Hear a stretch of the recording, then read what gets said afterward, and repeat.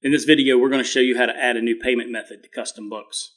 To get started, go to Lists and select Payment Methods.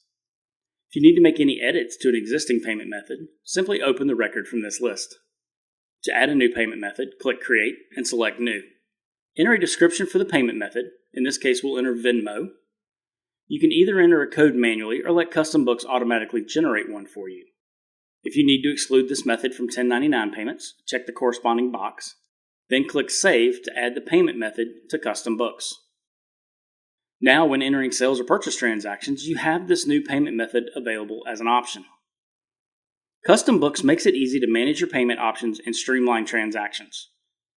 Try adding a new payment method today and see how it can help improve your workflow. Thank you for watching. If you enjoyed this video, please check out our other videos. Make sure to like and subscribe to keep up on all the latest news on CustomBooks.